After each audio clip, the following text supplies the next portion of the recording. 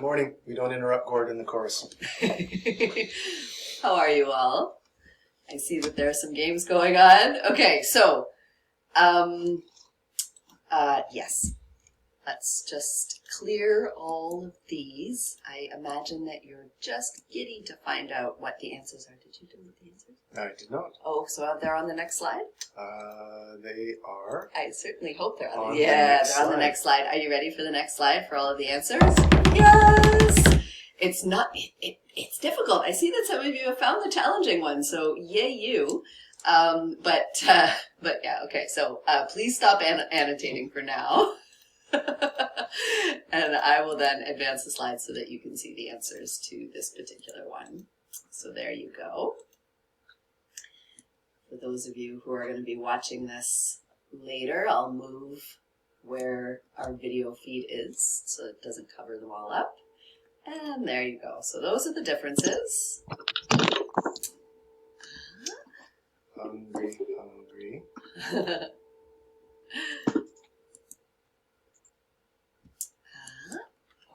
I'll scroll through and look for that one.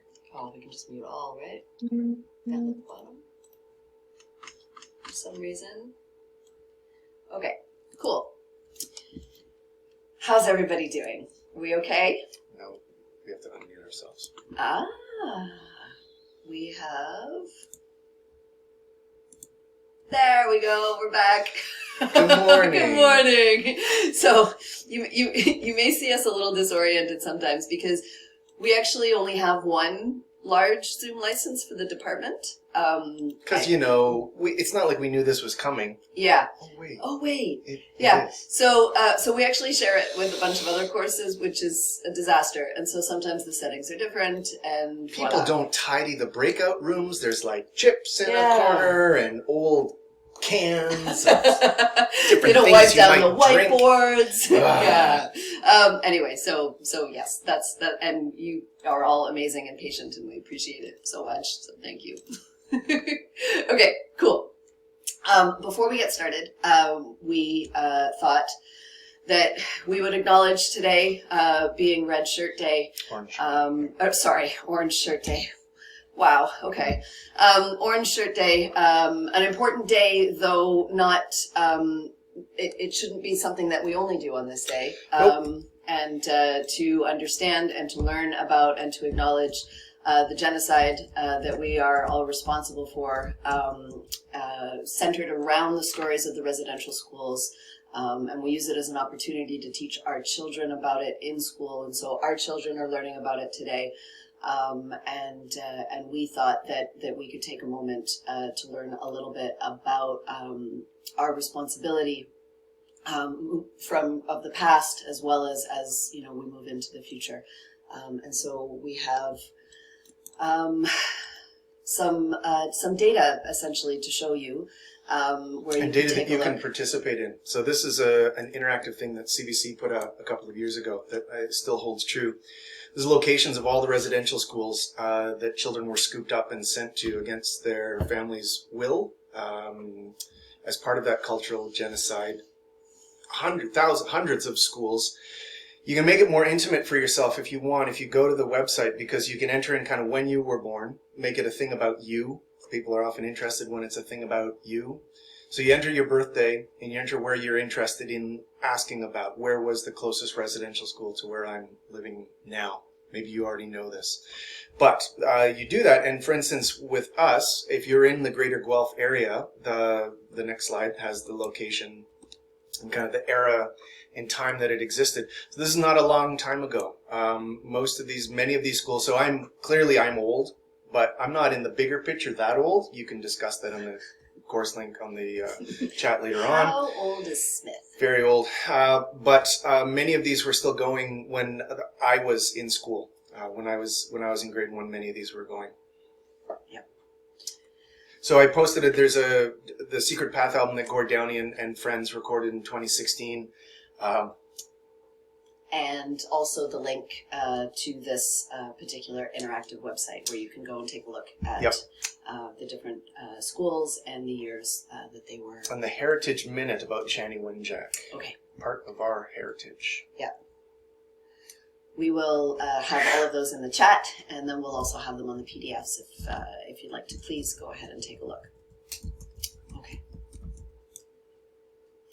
Class number 6. Right. Any opportunity to show images of penguins, I will take. Yeah, and I've learned not to. Why fight it? Okay.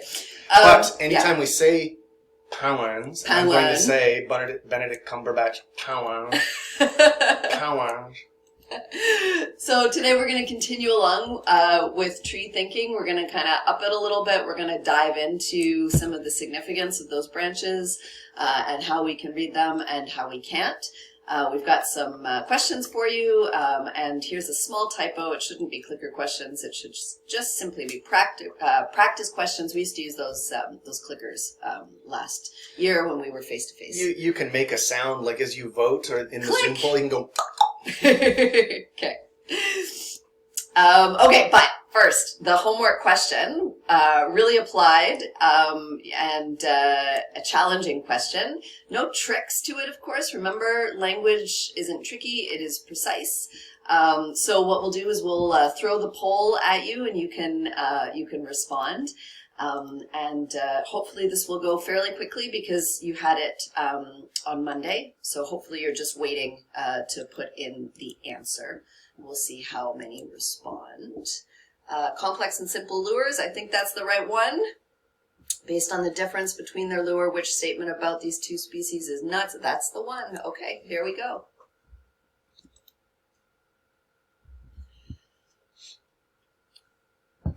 Oh, look at the voting. Oh, you're all geniuses. Genii? Genii? Geniuses? Genia? Genian.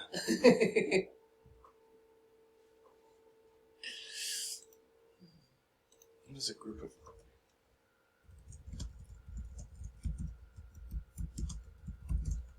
Trouble.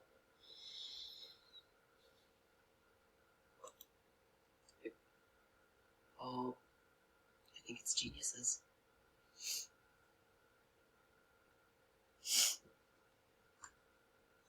It is geniuses. I was just looking up to see if there was a single word to denote if a bunch of geniuses got together, and they went downtown. What would you call that? Mute so that they can work on their work. This is important stuff. I'm going to unmute us.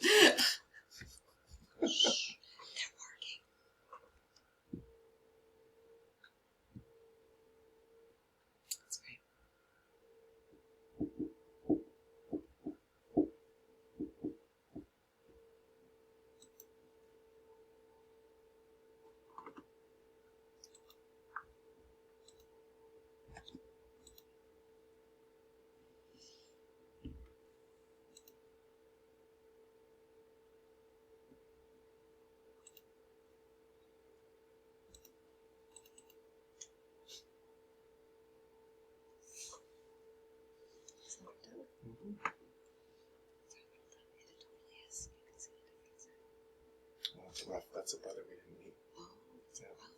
It's Blair.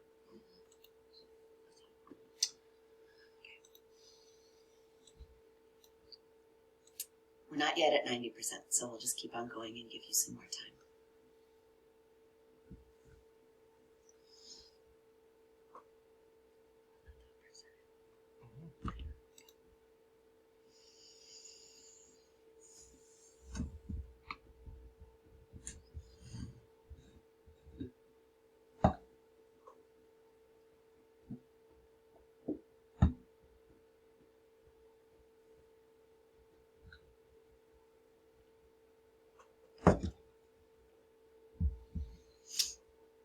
Are we still muted? No. Because of my insistence on talking about... I'm distracting all of the people doing all of the work. I'd call it an intelligentsia. Okay. That's what geniuses is, a group plural? of genius who go downtown somewhere together. Is it intelligentsia? Yeah. Okay. If you're British, you could call them boffins. Wow. Okay. Great. Okay. 87 is like 90. Yeah, and it's kind of plateaued. A few of you are getting in there. And so let's take a look. So I'll end the polling here. And now we're going to share the results. So there you go. Well done. The answer is E. So it is E for sure. And what I'll do actually to help with those who are going to be following along later, I will just circle the answer is E down there so that you know that that's the correct answer. And in fact, it's the only statement that is not supported. All of the other ones are supported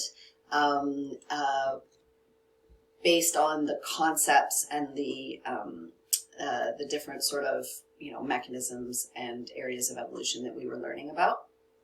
E is not supported for those of you who did not select E, because there is no reason to infer that one of them is more successful at reproducing than the other.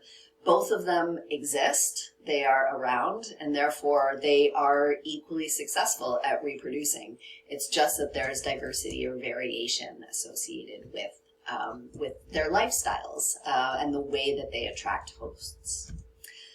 Is there any one in particular that you would like us to go over, or can we move on and we can bring this A? Okay, A. Species A lives in a river with many potential fish hosts. Species B does not.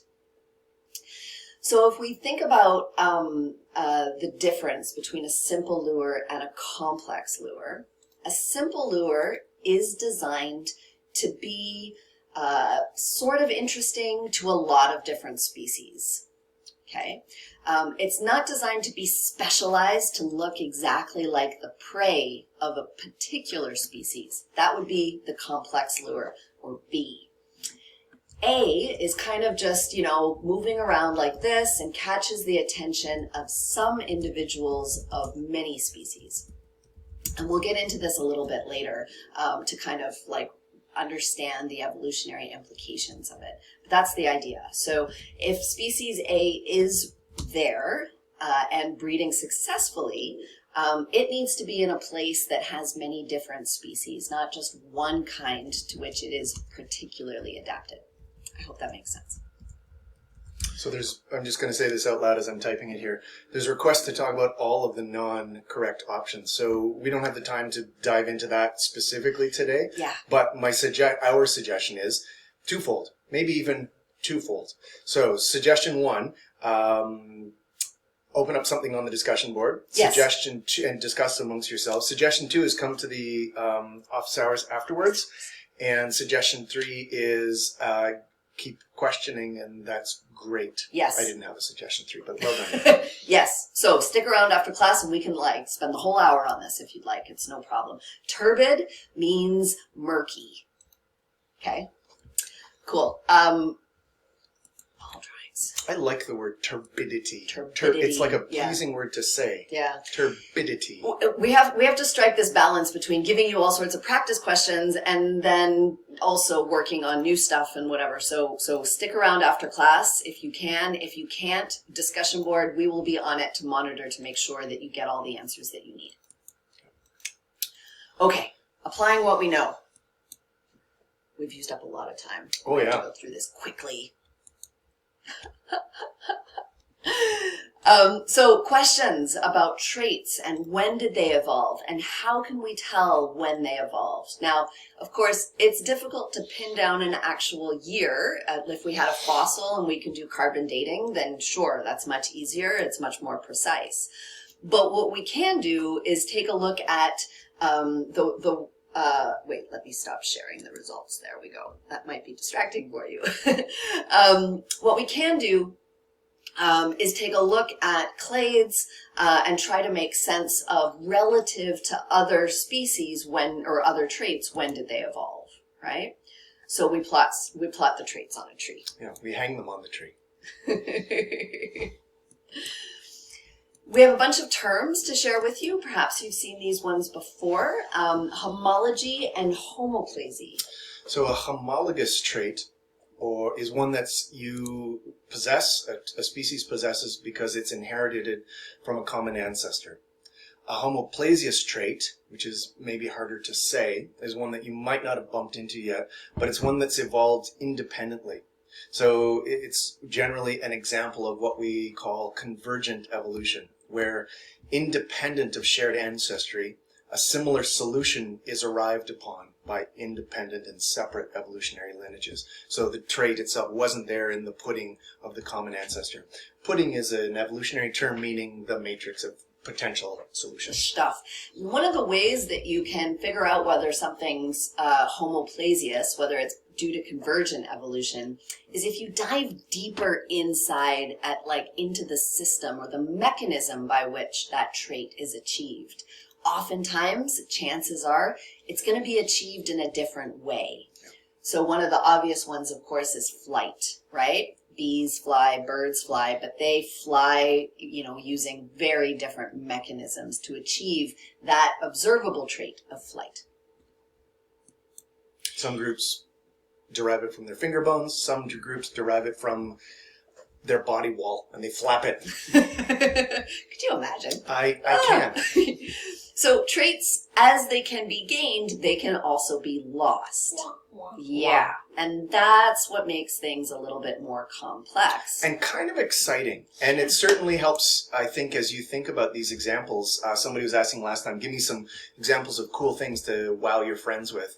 And I think trait loss is kind of a neat thing, because it's certainly not, for those who haven't had the privilege or opportunity to think about evolutionary biology in their life, trait loss is not one that it generally comes up in evolution. People often think about, in the pudding of cultural pudding, they think about evolution as a progression and the accumulation of complexity. And it's just not that. And this is a great example, trait loss is, of how it is not just that.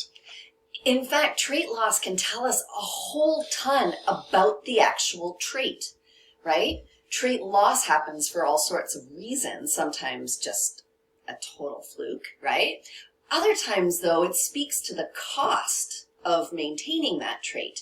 And if a species or an organism can get away without investing in that trait, it often doesn't. I think about it as an Arthur Conan Doyle, Sherlock Holmesian thing. And then Holmes speak about the curious incident of the dog in the nighttime. But Holmes, there was no incident with the dog in the nighttime. That's the curious incident.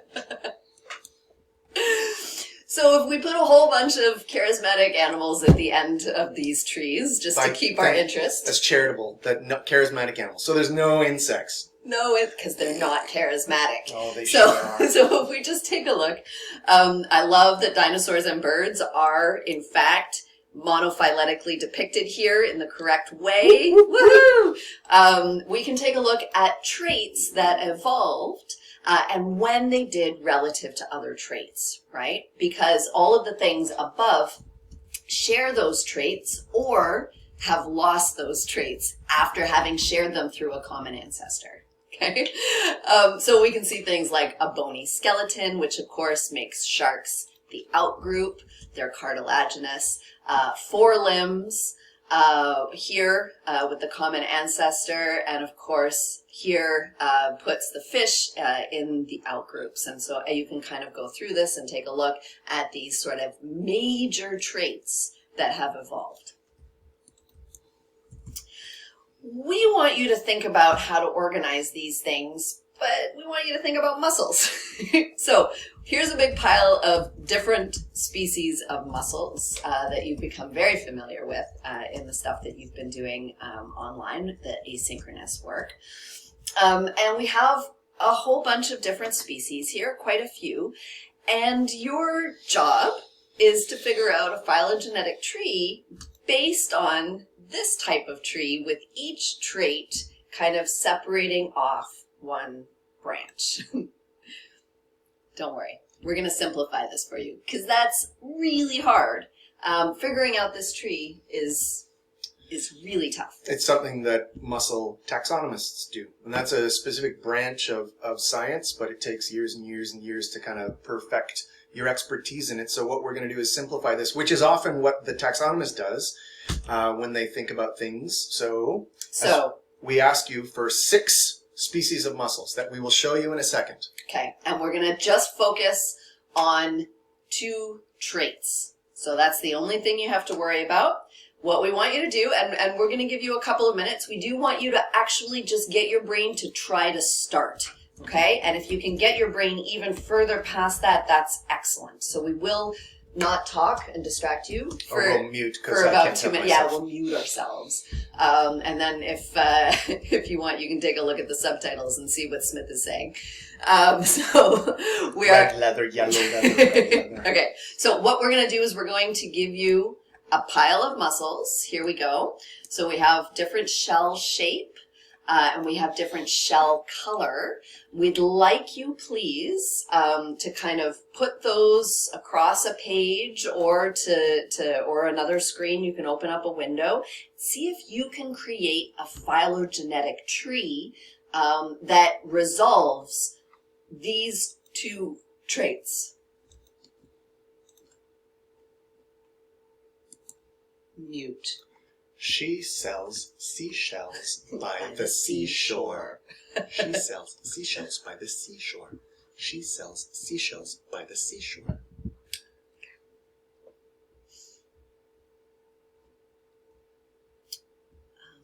I wonder if people are...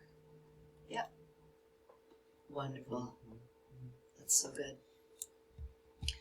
You know what we can do is if anybody wants to share one, they can put it up to their video and Definitely run yeah, out of. that's okay.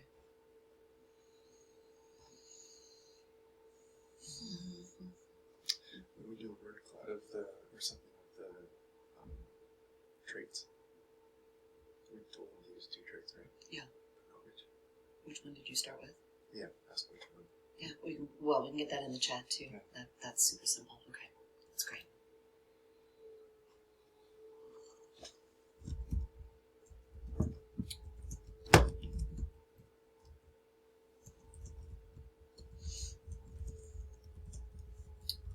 Calls in the waiting room.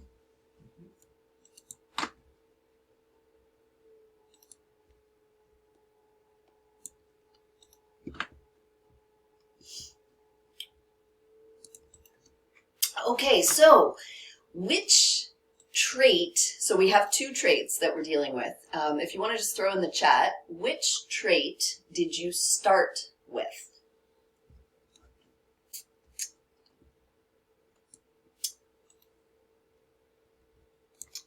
So size, shape, color, size, shape, shape.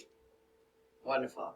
Okay, Size, shape, color. size, shape, color. I like it. Nice. So there is absolutely no reason to pick one over the other. It's important to note, I think, that you can start with either, but whichever one you start with, you make assumptions about the other. Okay? So let's kind of break through that really kind of quickly. If we started with shell shape, so the size of the shell, okay? And we organized mussel species 1 with mussel species 5, and we made those sister taxa, right? And then we took mussel species 2 and mussel species 6, and we made those sister taxa. And then 4 and 3 sister taxa, so they would be bunched together, right? And there would be 3 kind of branchings with common ancestors that were fairly recent. What does that assume about the evolvability of color? See if you can pop that in the chat. What does that assume if we create sister taxa around shell size or shape? What does that assume about color?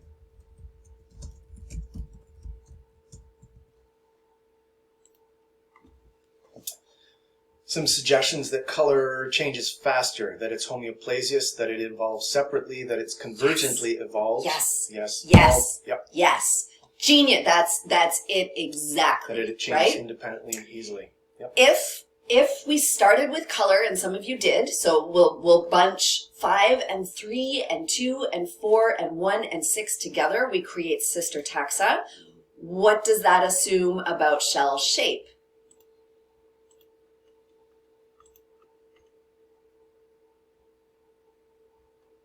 I'm sure everybody's typing. Everybody's typing furiously. It assumes... Evolved independently. Exactly. It assumes the exact opposite, right? The same thing than if we had done it with shell shape first. So it assumes then that shell shape is independently evolved and can sort of change more easily or has changed more easily. So there's a quick note in here that someone has suggested that shell shape is a genetic trait, and that's a good thing to bring out. It has to be to be usefully plotted and to derive phylogenies from. It has to be something that can be inherited. Thank you. That's great. So that's great to bring up. So we've totally got this down with 2 traits, right? We're all locked in. We're like super experts at this. Take time to go through this exercise again when you're studying, okay? And play around with it and draw it out if it helps. But of course, species don't just have 2 traits. Would that it were so simple. It's complicated. So we're just going to add another one and now see if you can come up with a tree.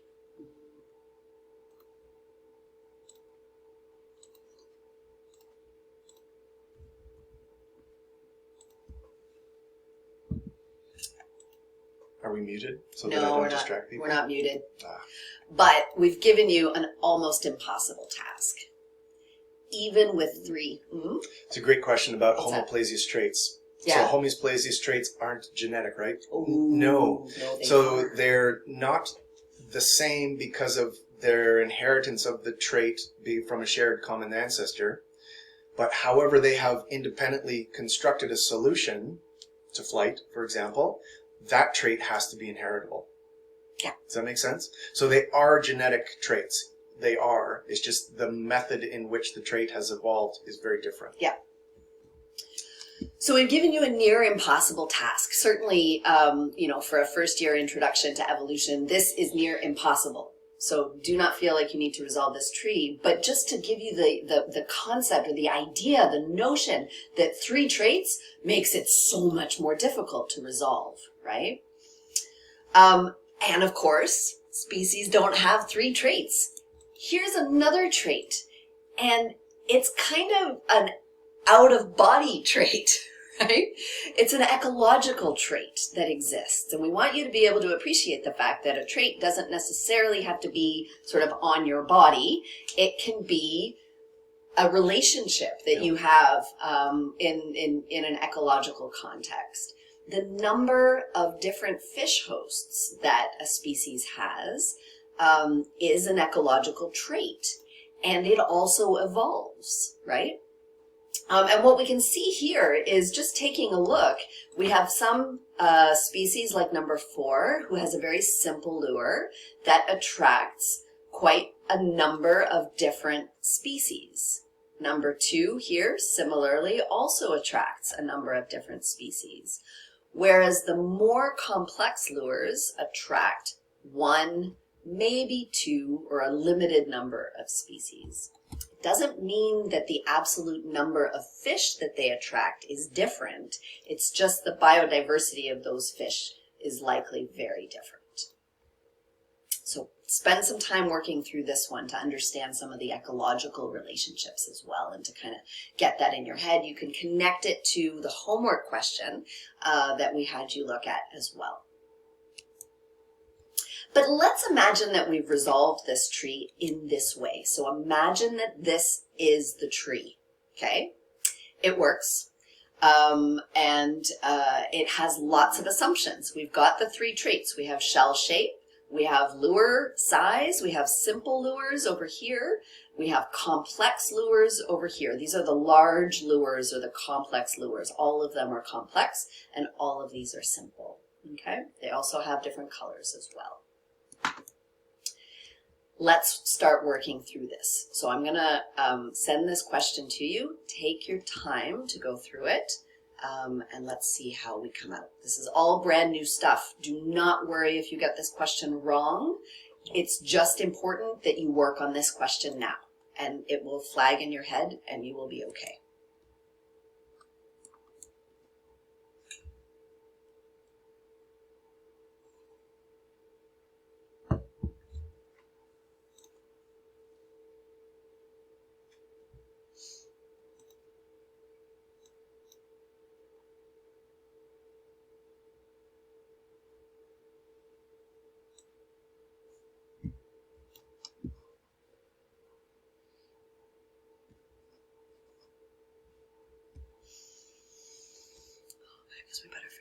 answer is, eh?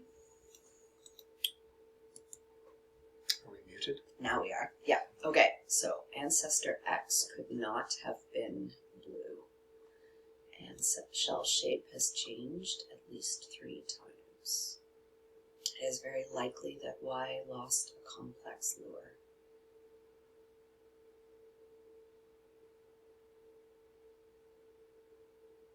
Ancestor W very likely had a small lure. Ancestor Z was very likely red with a large lure. Ancestor X could not have been blue. Which statement is supported? Shell shape has changed at least 3 times. It's very likely that Y lost a complex. Okay, I think I know which one it is. Okay.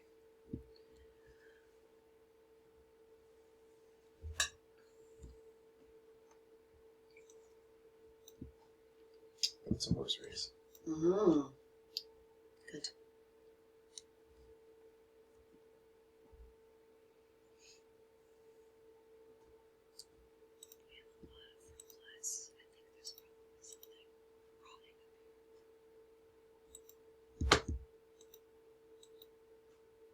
Yeah.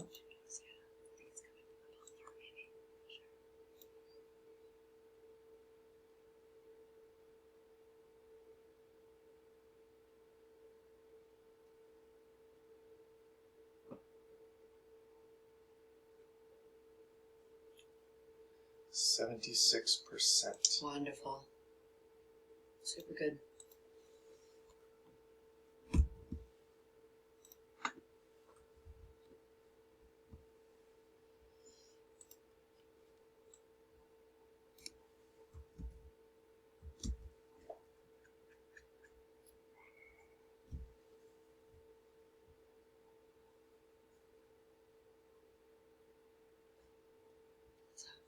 I just deleted something. Oh, The last poll. you deleted the last poll? I deleted the screen grab of the last poll. Oh, wonderful. Okay, that's great. It's not. Well, it's fine.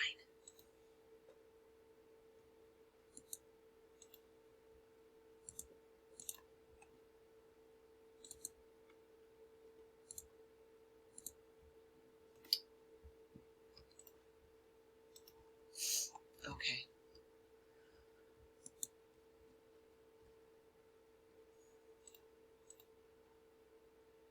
89%. Let's 89% of you have typed we're in. muted. Oh, are we? Yep. I thought no, I don't think we are. Nope. No. 89% of you, and if we are muted, please let us know. But if you're messing with us, Yeah, 91% of you have joined in, so that's really great. We will work through the 2 most common answers now, but again, take time. You aren't meant to get all of these concepts and how they all work in the moment. And so we're just sharing these types of questions with you so that you can then work through them as you're studying, okay? There's lots to work with here. We'll show you how to do that in a second. Let me just share the answers with you. Most of you did get the correct answer. So the correct answer in this case is B. It is the only statement that is fully supported. All of the other ones are not supported by this tree, okay? So let's just work through A first of all, because that is an incorrect answer. Ancestor X could not have been blue, okay? So here's ancestor X right over here. And what the statement says is that it's not possible for ancestor X to have been blue. And what we would throw back at you is, why not? why not? So imagine that it was blue. What would that say about the evolution of green? So if you want to throw that in the chat, if somebody has an answer, if X was blue, what would that imply about the evolution of green? A divergent, a recessive trait, a mutation. It was more successful. So divergent, no, the other one. Convergent or homoplasious trait, right? It means that if ancestor X was blue, then green evolved independently, okay? It could mean that it evolved in the same way, or that green is achieved by different means, right? So a true statement might be, if ancestor X was blue, then trait color, or green, evolved independently or is a homoplasious trait. Okay, so it is possible that ancestor X was blue according to the information that we've given you here on this particular tree. Shell shape has changed at least 3 times.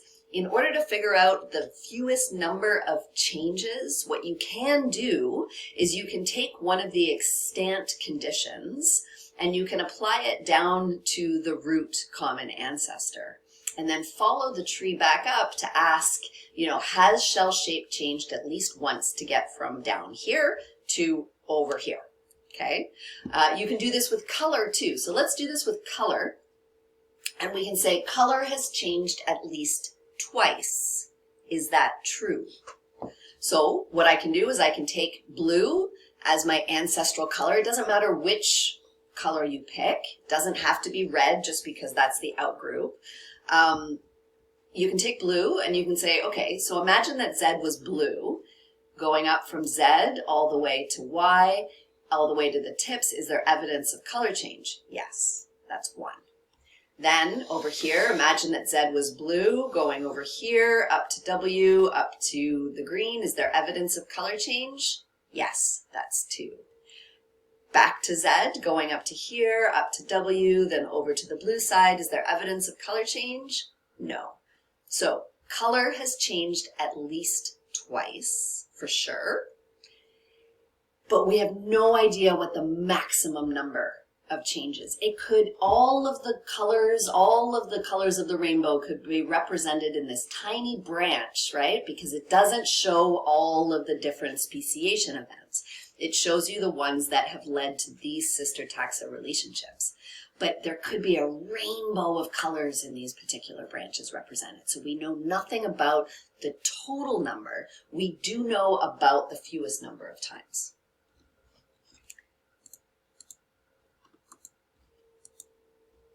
Okay, what else can you do with this? And how can you study with this? Work on this slide. Lots of different tips that you can do. Lots of different relationships that you can kind of work through.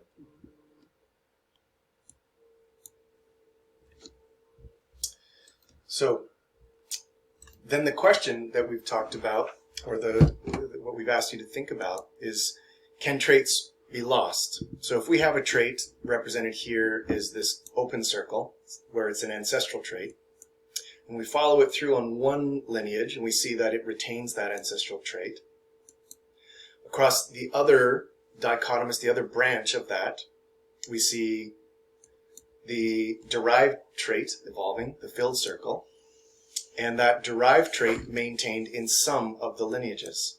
So the derived, the more recently ancestral trait, is maintained across that, but in here, in this case, we see trait loss of that derived filled circle trait. So traits can be lost, and as we talked about earlier, as Dr. Jacobs was saying, a lot of this has to do, which is the cost, the year to year, the cost directly to the organism of constructing the trait itself, whether maintaining it as a behavior, if there's a cost to maintaining a behavior if it potentially exposes you to predation, for example. There's a cost to building a structure because metabolically you could be putting that energy towards just being healthy and being able to run fast and not be predated yourself, or towards sex, or towards any of the number of things that we would want to do. Can I interrupt you, because one of you has put the word recessive up there, and I think it's important to acknowledge that we're not talking, the concepts of dominant and recessive do not play into this conversation, okay? We're talking about things at a very different level, at a sort of bigger scale, And then the intricacies of recessive and dominant are really kind of for a completely different conversation. Yep. Is that fair? Yep. Okay. So please don't think about it, if something is lost, it's recessive. That's not what we're talking about at all, right? If something is lost, it would be like, we'll get to an example later on. Yeah. We'll talk. But we're talking about the genetics we're talking about here. By talking about the big picture evolutionary trends, we're talking about genetics that are more complicated than Mendelian or our mathematical understanding of simple Mendelian traits. Yeah, but thank you for putting that it's word a great thing up. to Yeah, bring up, that's awesome. You're not ever alone in thinking that. Yeah, we're not. Yeah, and we saw it too for some of the homoplasy stuff, dominant, recessive. Please, we're not talking about that, and we will not talk about that stuff in this course. That's for other things. Other things. Yeah. So, in terms of one of the questions we seeded into the chat earlier on, we're asking for you to think about some examples in which a trait has been lost in a lineage. So, use your text tool on the annotation menu to answer in this space on your slide.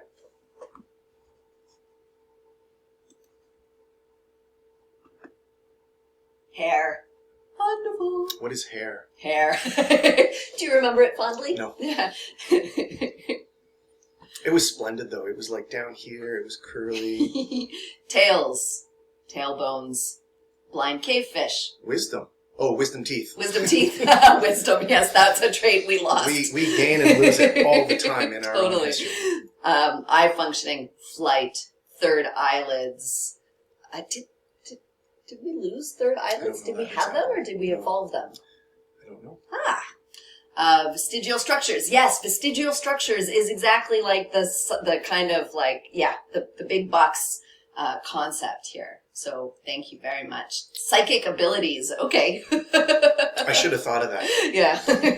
But we lost that trait. Yeah. Caves. Think about all the things that lineages, when they've kind of gone into caves. Yep. Good. Appendix. Whale legs. Exactly. So I have none. You have none. I do not have whale legs. No. Breathing underwater. Skulls. Snake hip bones. Very good. Very good. Very good. Don't Okay. delete it. Don't delete it yet because we're going to screen capture it. Yeah. Happiness. Oh, we'll get that back. That's not a trait loss. That's just... No, but as we've changed seen, condition. as we will see, traits that are lost can be regained. Yes. So that will be definitely. Okay. Smaller fingernails. Yes, we've gone from, exactly, from claws, I guess would be the trait that we lost. It's been sort of reduced. It's evolved. Yeah, we'll talk about that in a second. like how no one uses cameras now that we have iPhones. Yeah, cameras is a trait loss. Totally. Okay, so let's clear. Are you okay with me clearing? Clear away. Okay. Thank you for waiting. Oh, no worries. Thank you for saving it. Oh my goodness. Okay, so let's talk a little bit about some trait losses. And we are going to focus on For a little flight. while. Because penguins. Yeah. So penguins are awesome, and they're also not the only thing that has lost the ability to fly, right? And in fact, now we have to figure out whether or not the common ancestor of ostriches and penguins was able to fly, or did it fly? So here's the incidences, or the discussion associated with trait loss. We know that birds are a monophyletic group, right? We know that they share a common ancestor. We know that a whole bunch of birds can fly. We know that some birds can't. We know that ostriches and penguins don't look anything alike except for the fact that they're birds. So do they have a common ancestor that didn't fly, or is this the example of homoplasy where flight might have been lost a couple of times? Thank you for the penguin love. If you are at all interested in learning about it more specifically, these are some papers that you can Google. It's pretty easy. You just pop the title into a Google Scholar search and you will get access to the paper if you are logged into the University of Guelph library as well, or just the University of Guelph account. You can read these papers. You're not responsible for reading them right now. It's just to follow up if you're at all interested. You can also then in Google Scholar find out who cited it and who cited it, say, in the last couple of years. If you want to read, if you're really interested in any of the things we're talking about, search the title in Google Scholar, then flip it to who cited it and restrict those citations to the last couple of years. And then you get to see, like, okay, I think I understand this, and now what are we talking about today? Yeah, how has it changed, right? This is a 2008 paper. Like, it's so long ago that maybe ostriches fly now. Not quite. Okay, but here is a tree that was made based on characteristics of these different species, of the things that cannot fly that are not penguins. So this is basically an ostrich evolution tree, okay? And what we'd like you to do is, now, assuming that the common ancestor can fly, take a look at this tree, because right in the middle of it is this darn bird that can fly. Okay? So tinamoos can fly. And I don't know if it's tinamai, if it's plural or what. It's a very odd word to me. Yeah, tinamooses. So they can fly, but look, they're in a clade that cannot fly. The cassowary, the kiwi, the rhea, the ostrich, the chicken, right, is the outgroup of all of these things. So where would flight loss have to have occurred? Stamp. Stamp, Simora. Work. Tananamu. Work it all the time. Okay. Super. Now. Because there's a fight happening. There's a fight happening, which is great because it's not easy. So let's clear it, and we'll get you to do it one more time. So just hold off with your stamping, and we will kind of help resolve this a little bit more. So don't stamp. Let's just say that for the tinamu, for the ones that can fly, there is no trait loss. That the trait of the common ancestor of flight is the same trait that gets brought through the phylogenetic tree. So they didn't lose and then re-evolve. It's really hard to re-evolve something. It's very unlikely. It's possible if the mutation to shut down that trait is just an on-off switch, like teeth in chickens. Okay, you can actually turn that gene back on and chickens will have teeth. It's disgusting. It's very unlikely, though. Value statement. It's so awful. Okay, it's very unlikely, though, that you're going to lose a trait, that trait is going to be maintained in the genetic code without getting damaged. If there's no selection for it, of course it's going to fall apart. But anyway, it's very unlikely. And then you can turn it back on. It doesn't happen very often. So we're giving you new information. Now stamp where the trait losses had to occur in order for that trait to be brought through the tree so that the tinamoos can fly. Amazing. Very well done. Excellent. Now, I think one of the things to talk about, another word that we'll throw at you, is that we talk about when in terms of how likely something is and unlikely it is, we're applying a process called parsimony. That all things else being equal, the evolutionary history that we would imagine has the most support is the one that involves the smallest number of things, of actions. Yeah, very well done. So in order to keep that trait of flight through to the tinamu, we have to see evidence of multiple losses of flight. Okay, so I'll just give you a sort of easier to interpret answer. You totally nailed it, though. Clear? Yeah, well, clear. So these guys can fly, and so in order to resolve the tree such that that trait is brought along through to the tree, we would have to have multiple losses at each of these places, okay? Which is totally possible. It's pretty easy to lose a trait. It is more complex and less likely, not impossible, but very complex and less likely to re-evolve a trait, okay? Independent losses of flight.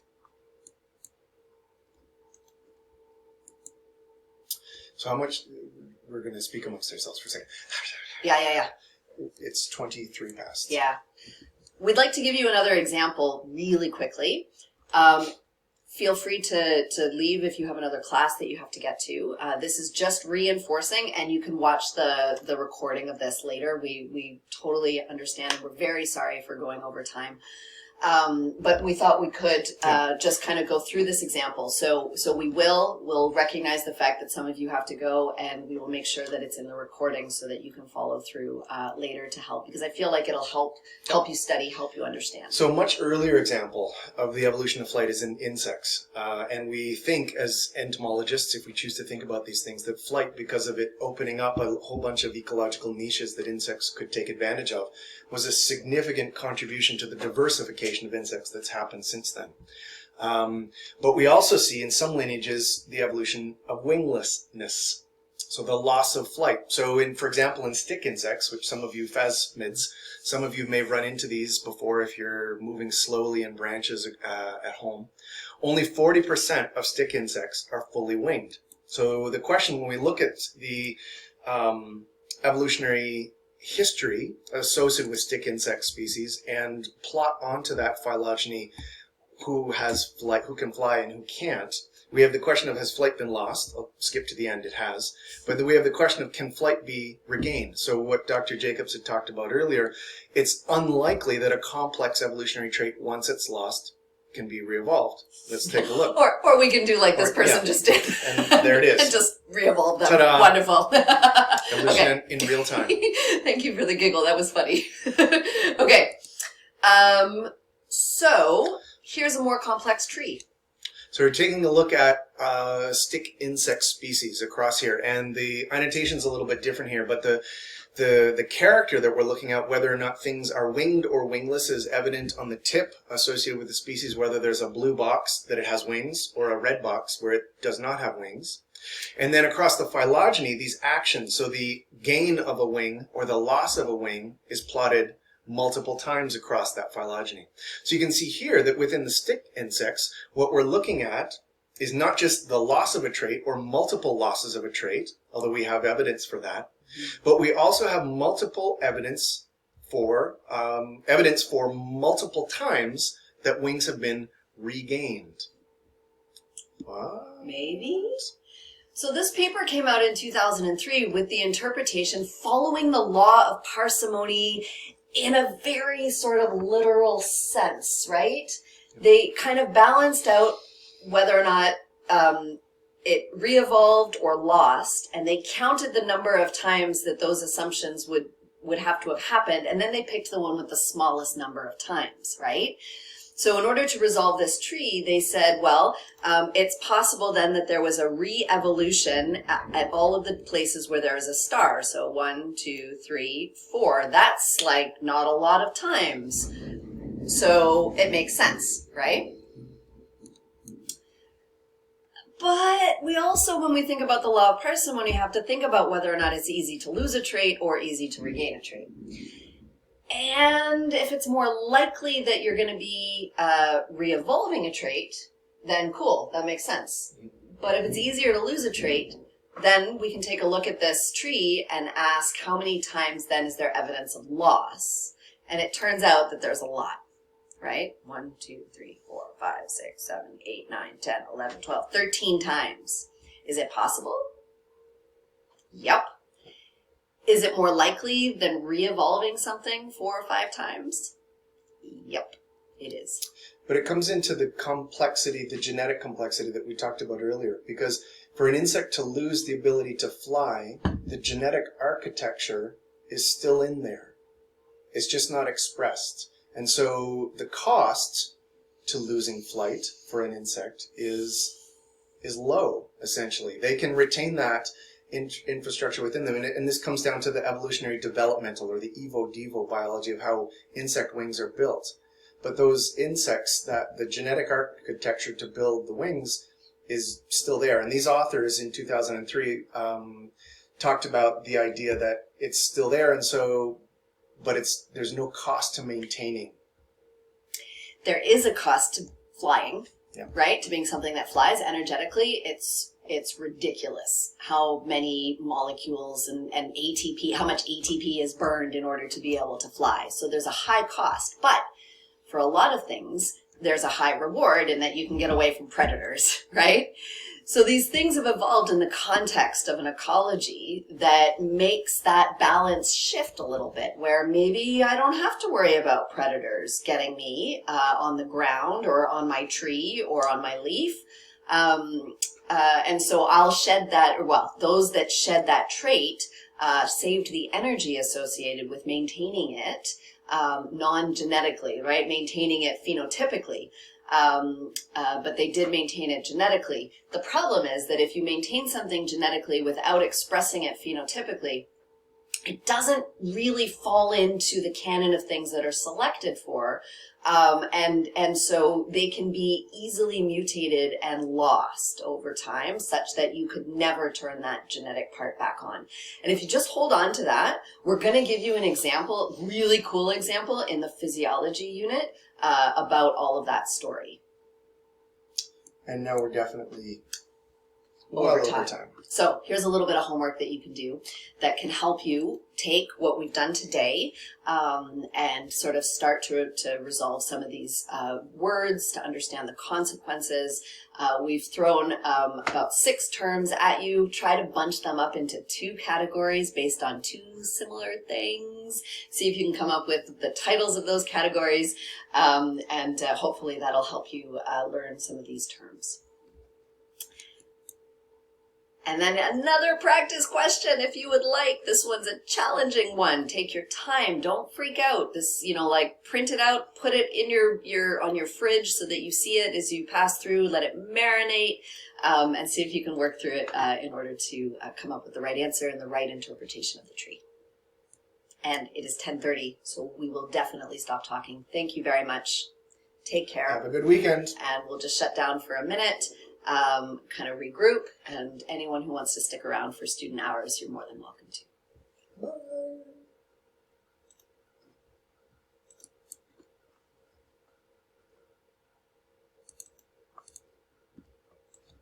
Okay. We are